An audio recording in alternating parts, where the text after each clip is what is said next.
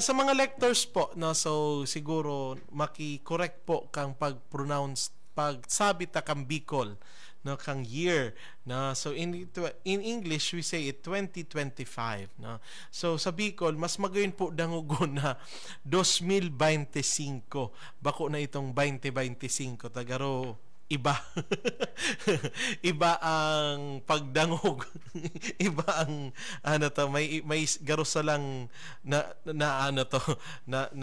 interpret siya sa salampaag, you know. So it's better to say it Marso 18 2025, year 2025, because 2025 ang taon-taon yan, no? So magkatiwala saro sa mga gawi ta ngunya na ngunya na semanas ngunya na Kwaresma, ang pagpilgrimage, no? So kadakol kan mga parokya na organize ning pilgrimage, no? So araw may nabasa pa lang ako bago mag kang post ko ngunyan, ang malilipot, no? So Our Lady of Mount Carmel Parish, they will be having their pilgrimage sa Sorsogon, no? May bago ako maghali sa samuyang parokya Kasubago, may nag-upod na sarong grupo na haling Camarines Norte, no? Pilgrimage, no? So mga katiwala, what is a pilgrimage, no? Why are we doing this? No, nga tataginigibo ta ini, no, nagpi-pilgrimage/tour, no. So what are pilgrimages, no? Ini ang pilgrimage po saro ng parte halawig na nasa history na po siya ki sarong sarong religion, no. We remember duman sa finding of Jesus in the temple, no, kung mararamdaman po nito itong biblical passage na ito. Sina Jesus Christ, the Holy Family was from Nazareth, and they went on a pilgrimage to Jerusalem, no? And then while they were home, ito na nga ni na tulong aldaw na pighanap nila si Jesus, no. On their way home, hope na day ninda nahiling, no. Sabi ni Dabay, baka man sa nangayaan dyan sa mga kapamilya ta, no, they were sarong pamilya na nagabaklay, no. And then to the point na din na nako no, kaya nagbalik sinda duman sa Jerusalem, no? So what are pilgrimages, no? Why are they important part of our Christian tradition, no? So a pilgrimage is said to be a journey, or often a spiritual or religious in nature. Gabos pong religion igwaning pilgrimage, no? Gabos na religion uses this word na pilgrimage. Ang mga Muslim baga po, dapat once in their life they must go to Mecca. No, tama ba? Mecca. No, nagduduman sinda. No, they all go on a pilgrimage duman. Even Hindus, even Buddhists, no, they have these pilgrimages. Going where? Going to a sacred sites, no, mga banal na lugar. This is an act of traveling, holds a significant meaning in various cultures and religions around the world, no. So pilgrimages are considered expressions of faith, opportunities for personal growth, and moments of communal bonding, no? So there is even a novel by Paulo Coelho, The Pilgrimage, no? Itong pilgrimage going to Compostela Valley, Compostela, to the shrine of Saint James in Compostela, no? So nagduduman, no? There are different paths, no, 30 days or 10 days kami nga we're even planning na ma-pilgrimage man duman, no, after kasiributan sa diocese, no. So a group of priests is planning to have a pilgrimage on 2027, maski so minimum days na ngayon, so 10 days na pilgrimage na Malacao, no, duman. I think there is just a minimum of 1 kilometer per day na kaimong lalakawon.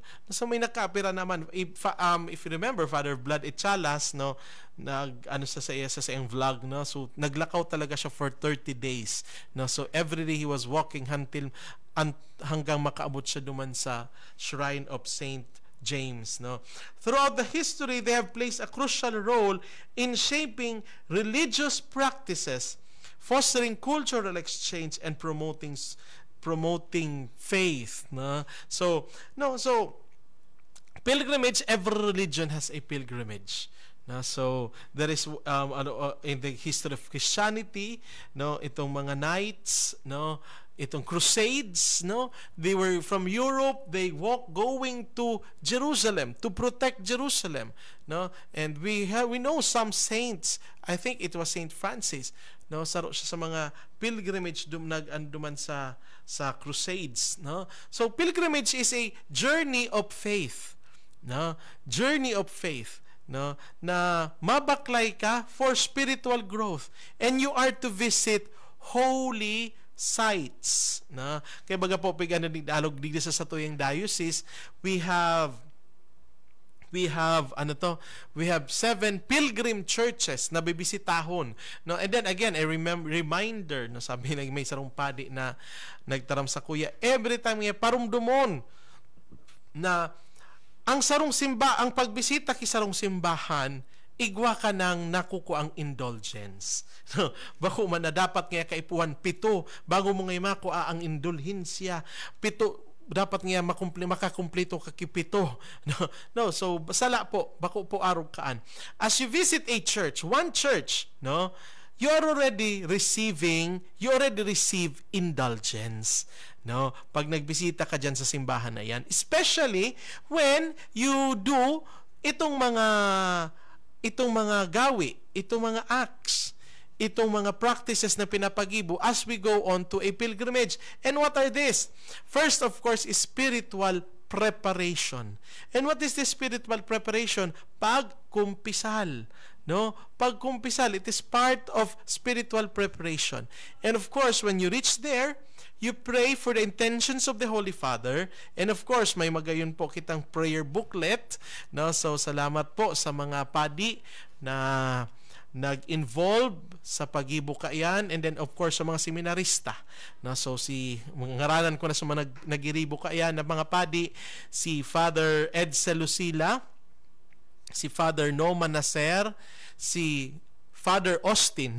So Reverend Austin will be ordained as a priest on Tuesday, no, next week. No, so si Father Austin, si Reverend Austin, sarap po siya sa mga nag-contribute sa prayer, and of course yours truly, no. So kami po nag-compose ka mga prayers, and duman sa mga guide sa history, and then Lives of Saints, si Seminarian Lorenzo Mabulay, no, and then si Seminarian John Roger Avila, and of course our layout artist, so nag-layout ka yan, si Seminarian Melfred Jes Maceda. Na so yan pong booklet na yan ang tinatawag sa Satuyang Diocese, a guide to the pilgrim sites, pilgrim churches here in the diocese. Now, because a pilgrimage is a journey of faith. Now, you visit a holy site and pray. Now, so ang secondary na sana ang tour.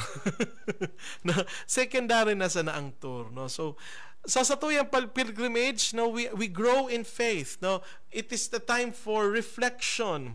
It's a time for personal growth, no. So medyo nga ni mapagalta, maparasakay, maparababa, but we take this opportunity for spiritual growth, spiritual cleansing. Then of course, knowing the lives of the saint na pigvivisit, no.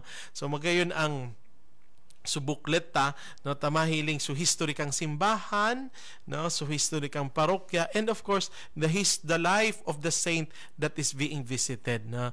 Kasi it is important to know the lives, ani makapaghurup-hurupan kita, no.